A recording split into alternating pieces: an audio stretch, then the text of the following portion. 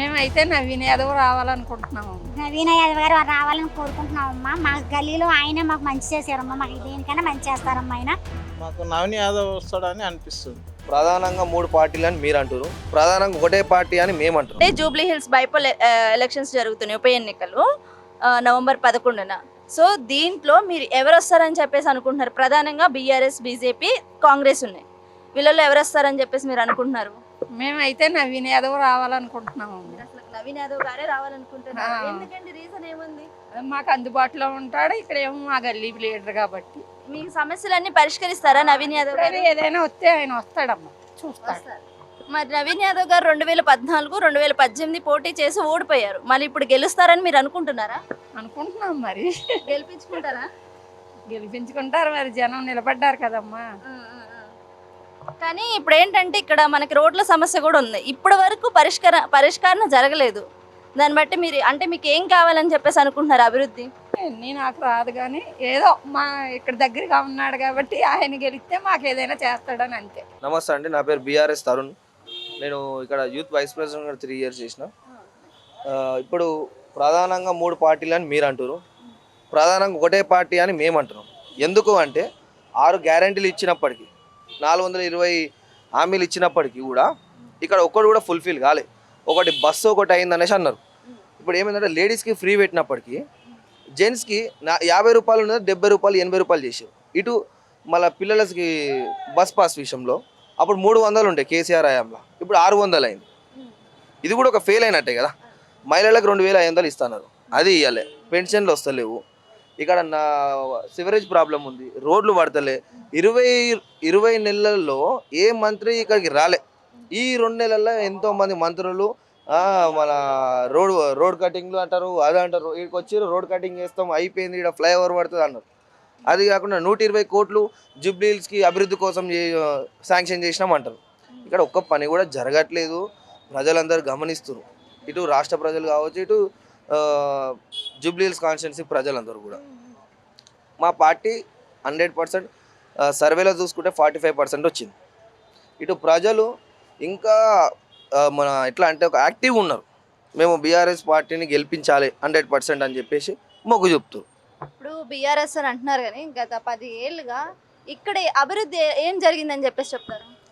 ఒక్కటి కాదు మేడం, చూసుకుంటే దాదాపు ఇక్కడ మన ఫంక్షన్ హాల్ కావచ్చు, హెచ్ఎఫ్ నగర్లో, ఇటు సైడ్ 3లో వాటర్ రిజర్వర్ కావచ్చు, రోడ్లు కావచ్చు, ఇట్లా రకరకాలుగా పెన్షన్లు కావచ్చు, మహిళల కోసం ఏదైనా సరే ఏది చేసినప్పటికీ 100% ఫుల్ఫిల్ చేశారు. ఎవరితోని కాని పనులు కూడా చేసి చూపించారు. ఇంకోటి మేడం, 300 మంది అక్కడ జోపిడీలు వేసుకొని ఉంటుండే గుడిసెలు. ఆ గుడిసెలు తీపిచ్చి అక్కడ కొల్లూరులో వాళ్ళకి ఇల్లులు ఇవ్వడం జరిగింది. ఇప్పుడు వాళ్ళు ఎంతో సంతోషంగా ఉన్నారు. అదేనండి, అంటే నేను పబ్లిక్గానే మాట్లాడుతున్నా. ఇప్పుడు ఏంటంటే రోడ్లు మనం ఎప్పటి నుంచో ఉన్నవి కూడా అంత పరిష్కరించలేదు. ఆ సమస్య అలాగే ఉంది. ఇప్పుడు ఇది 2 ఏళ్ళే, అది 10 ఏళ్ళు ఉంది. మరి అప్పుడు ఎందుకు పరిష్కరించలేదు? నేను ఏమంటున్నా అంటే ఇప్పుడు పెట్టినాం, ఎప్పుడు ఎలక్షన్కి ముందు 2023కి పెట్టినవి, మేము పెట్టినవి శాంక్షన్ అయినప్పటికీ వాళ్ళు పనులు చేయాలి ఎలక్షన్ కోడ్ అని చెప్పి ఆపేసారు. ఆ బడ్జెట్ని తీసుకొచ్చి ఇప్పుడు వేస్తా అంటారు అంతే. వాళ్ళు కొత్తగా చేసింది ఏం లేదు. మాకు తెలియదా? 7 సంవత్సరాల నుండి పార్టీలు ఉన్నాము, మాకు అన్నీ తెలుసు. ఎవరితో పోతే ఏం పనులు అవుతాయి, ఎవరిని టచ్ చేస్తే ఏమవుతుంది అన్నీ తెలుసు మాకు. ఇప్పుడు వాళ్ళు ఏదో పారాషూట్ రాజకీయాలు చేసినట్టు ఆ జిల్లాకి, అసలు హైదరాబాద్ జిల్లా మంత్రులే కాదు వాళ్ళు. ఏదో వాళ్ళంతలా వాళ్ళు ఎక్కడెక్కడనో నల్గొండ, ఖమ్మం అంటారు, అక్కడ ఇక్కడ వాళ్ళు వచ్చి ఇక్కడ పెత్తనం చేస్తారు అంతే. ఇక్కడ కూడా బీఆర్ఎస్ పార్టీకి ఒకటే క్యాండిడేట్, ఒకటే అభ్యర్థి. ఇక్కడ చూసుకున్నట్టయితే 7-8 మంది ఇక్కడ వాళ్ళు కాదు, అసలు ఈ జిల్లాకు సంబంధించిన వాళ్ళు కాదు. అయినప్పటికీ వాళ్ళు క్యాండిడేట్లమని చెప్పి ప్రచారాలు చేశారు. సరే, ఇక్కడ లోకల్ క్యాండిడేట్కి వచ్చింది నవీన్ యాదవ్ గారికి, ఓకే. కానీ వీళ్ళ దాంట్లో ఇట్లా ఈ రకంగా ఉంటుంది కాబట్టి కాంగ్రెస్ పార్టీ ఫెయిల్ అవుతుంది. ఇప్పుడు మనకి నవీన్ యాదవ్ గారు చెప్పారు కాబట్టి రీసెంట్గా క్రిమినల్ కేసు పడింది. సో అయినా కానీ తనకి అభ్యర్థిగా పోటీ ఇచ్చారు అనమాట, అభ్యర్థిగా ప్రకటించారు తన నేమ్ అనేది. సో దీని పట్ల మీ అభిప్రాయం ఏముంది మేడం? పార్టీ అధిష్టానం ఎట్లయితే అట్లా, మనకు దాని గురించి సంబంధం లేదు. వాళ్ళ గురించి వాళ్ళు ఎవరికైనా ఇచ్చుకోండి, మనకెందుకు? ఇక్కడ మా పార్టీ అభ్యర్థి కోసం మేము కష్టపడతాం, గెలిపించుకుంటాం. వాళ్ళ పార్టీలో ఎవరికైనా ఇచ్చుకోండి. ఇక్కడ కొంతమంది కార్పొరేటర్ గారు అన్నారు, బొంతు రామ్మోహన్ గారు అన్నారు, అంజన్ కుమార్ యాదవ్ అన్నారు, రకరకాలు చెప్పినప్పటికీ ఇక్కడ లోకల్ క్యాండిడేట్కి వచ్చింది.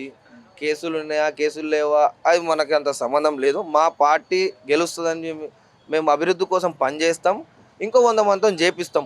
అప్పుడు రానున్న ఎలక్షన్స్లో 16,000 మెజారిటీ వచ్చింది. ఈసారి 16,000 ఒక్కోటి ఎక్కువ వచ్చినా చాలు. ఆ విధంగా పనిచేస్తాం. అయితే సెంటిమెంట్ అని చెప్పేసి అంటున్నారు, సెంటిమెంట్ వర్కౌట్ అవుతుందా? అంటే దేని గురించి సెంటిమెంట్? ఇప్పుడు మాగంటి గోపీనాథ్ గారి భార్య సతీమణి మాగంటి సునీత గారిని అభ్యర్థిగా ప్రకటిస్తే సెంటిమెంట్ వర్కౌట్ అవుతుందని భావిస్తున్నారు అని చెప్పేసి అని అంటున్నారు. దీనికి సెంటిమెంట్ వర్కౌట్ అవుతుంది. పార్టీ బలంగా ఉంది. ఇంకోటి పార్టీ కూడా కాంగ్రెస్ పార్టీ ఫెయిల్ అయిందని చెప్పి ప్రజలందరూ మా దగ్గరకు వచ్చి ఏడవడం జరుగుతుంది.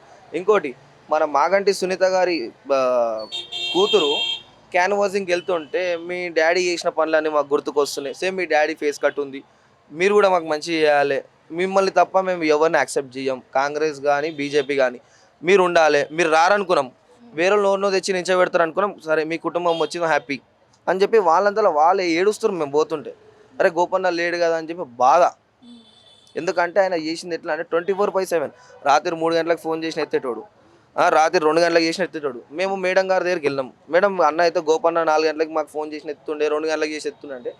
ఆమె ఒకటే అన్నది, ఇప్పుడు ఎవరైతే మాగంటి సునీత ఉన్నారో నాకు 2 ఆడపిల్లలు, ఒక మగ పిల్లోడు, నా పిఏ, ఈ 5 నంబర్లు ఇస్తా, ఎవరికైనా ఫోన్ చేయండి, ఎవరితోనైనా పనులు చేయించుకోండి ఓపెన్గా చేయించి మా అందరికి. అయితే సునీత గారు మీకు అభివృద్ధి చేస్తారు అంటే గోపీనాథ్ గారు లాగే ఆమె కూడా వర్క్ చేస్తారు అని చెప్పేసి మీరు అనుకుంటున్నారా? చేయించుకుంటాం, 100% చేయించుకుంటాం. మేడంకి ఆల్రెడీ అన్నీ తెలుసు. మేడము ఒక అభ్యర్థి. ఇప్పుడు అంతకు గత 12 సంవత్సరాలు ఒక షాడో ఎమ్మెల్యే లాగా, అంటే ఆమె కూడా అన్నీ తెలుసు.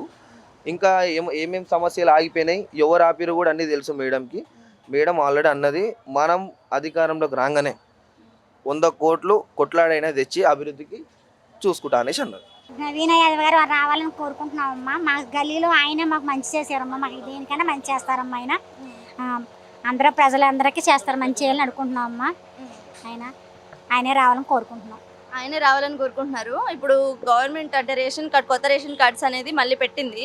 అవి తీసుకున్నారా? వచ్చినాయా? రాలేదమ్మా, ఇంకా రాలేదమ్మా. రేషన్ కార్డు అయితే రాలేదు. ఇళ్ల స్థలాలు పెట్టాం కానీ అది కూడా రాలేదమ్మా. రాలేదు. మీరు అప్లై చేశారండి? చేసామమ్మా. చేశారు కానీ చేసాం కానమ్మా, వస్తాయి, టైం పడుతుంది అంతే. అంటే మాకు చెక్ పోస్టులు ఆయనే కనుక మాకు అందరికీ మంచి చేస్తున్నారమ్మా. ఆయన ఏదైనా మాకు కష్టం వస్తుంది అడుగుంటే కమ్ము చేసి పెడతారు ఆయన మాకు. ప్రధానంగా 3 పార్టీలు అయితే ఉన్నాయి. సో ఎవరు వస్తారు మీకు అనిపిస్తుంది?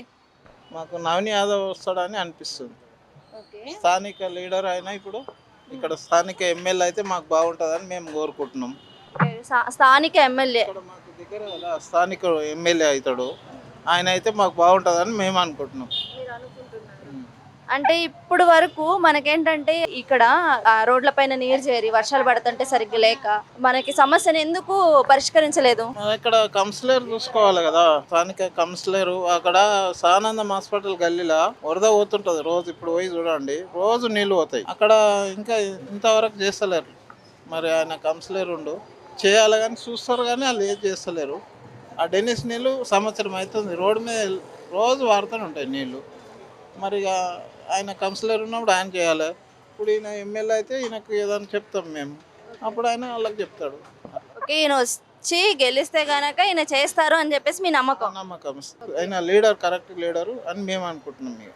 మరి రీసెంట్గా మీకు ఒక విషయం తెలిసే ఉండుంటుంది, నవీన్ యాదవ్ గారిపై క్రిమినల్ కేసు పడింది. అందరి మీద ఉన్నాయండి, లేని వాళ్ళు ఎవరు ఉంటారు? కేసులు ముఖ్యమంత్రికి ఉన్నాయి, అందరికి ఉన్నాయి. అన్ని రాష్ట్రాలలో లీడర్లకు ఎమ్మెల్యేలకు కేసులు లేని ఎమ్మెల్యే ఎవరు చూపెట్టాడు అసెంబ్లీలో? అంటే ఇప్పుడు ముందుగానే ఉన్నాయి కేసులు లేవు. ఆయన పేరు కేటీఆర్ మీద ఉంది, కేసీఆర్ మీద ఉంది, హరీష్ రావు మీద, అందరి మీద ఉన్నాయి, కవిత మీద ఉన్నాయి, అందరి మీద ఉన్నాయి. గీనే చిన్న కేసులు చిన్నవి. ఇప్పుడు బీఆర్ఎస్ తరపున మనకి మాగంటి గోపీనాథ్ గారు ఉన్నారు కదా, వాళ్ళ సతీమణికి టికెట్ ఇచ్చారు, అభ్యర్థిగా ప్రకటించారు. అంటే హ్యాట్రిక్ కొట్టారు, 3 times కూడా వాళ్ళే వచ్చారు. సో ఇప్పుడు కూడా వాళ్ళు వస్తారని చెప్పేసి నమ్మకంతో ఉన్నారు. దీని పట్ల మీ అభిప్రాయం? వస్తే రావచ్చు, లేకపోతే ఈయన రావచ్చు. వస్తే ఏంటంటే సానుభూతితో వస్తుంది ఆమె. ఎందుకంటే ఇక లేడీస్ కదా, ఆమె వచ్చినా అక్కడ ఉంటుంది జూబ్లీస్, రారు. మేము అక్కడ వాళ్ళ ఇంటికి వెళ్ళలేము. ఇక్కడైతే ఈ నీళ్ళు ఇక్కడ దగ్గర మేము వెళ్ళగలుగుతాం అంతే.